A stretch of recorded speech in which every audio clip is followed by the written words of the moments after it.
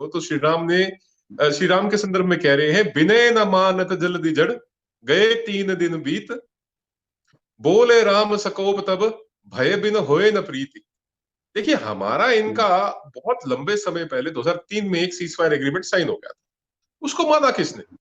पाकिस्तान ने जब भी टेररिस्ट को पुश करना होता था तो कवर फायर देते थे। कवर फायर जब देते थे तो वो सीज फायर वायलेशन होता था। अब इनको ये पता लग गया कि साहब हम कवर फायर देते हैं, सीज फायर वायलेशन होता है।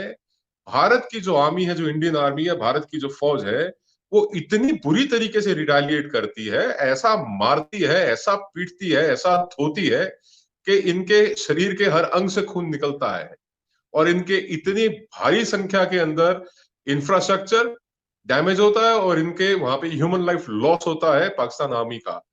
और उसके बाद एफएटीएफ का ग्रे लिस्ट होना, अभी जून तक वो ग्रे लिस्ट में है, इनके ऊपर खतरे के बादल मंडरा रहे हैं।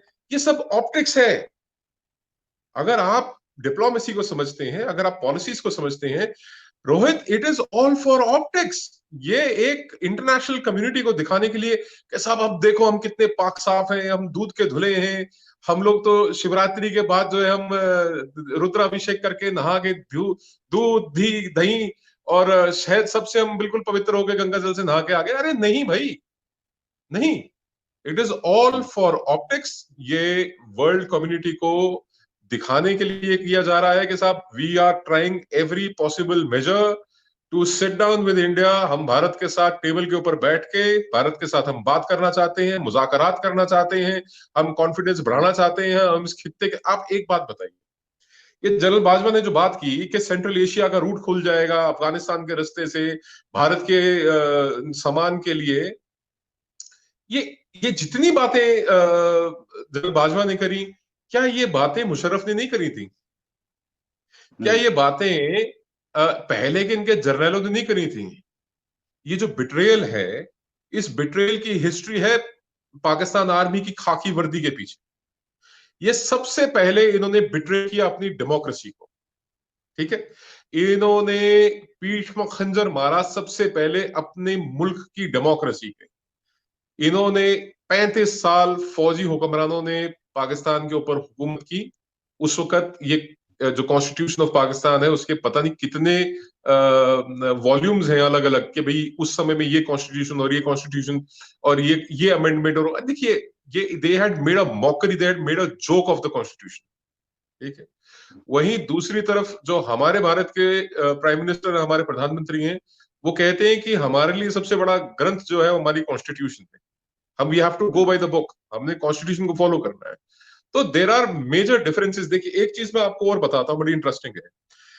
The British Indian army, partition के वक्त ब्रिटिश इंडियन आर्मी में से ही पाकिस्तान आर्मी निकली, उसी में से इंडियन आर्मी निकली। एंड आज इंडियन आर्मी दुनिया की प्रोफेशनल फोर्सेस में से एक है, हाईली प्रोफेशनल। और इंडियन आर्मी के ऑपरेशंस हमेशा सक्सेसफुल होते हैं। और वहीं Pakistan army is highly radicalised. ये जिहादी आर्मी है। जब इनकी आजादी हुई उस वक्त इनकी आर्मी का मोटो कुछ और था, आज इनका है जिहाद फी सबीलिल्लाह, ईमान तकवा जिहाद फी सबीलिल्लाह। दिस वाज नॉट देयर मोटो, ये उनका मोटो नहीं था, इन्होंने अपना मोटो चेंज किया आर्मी का।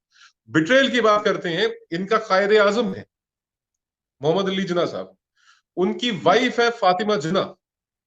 फातिमा जिन्ना को इन्होंने गद्दार करार दिया, फातिमा जिन्ना को इन्होंने ट्रेटर बोला, ठीक है?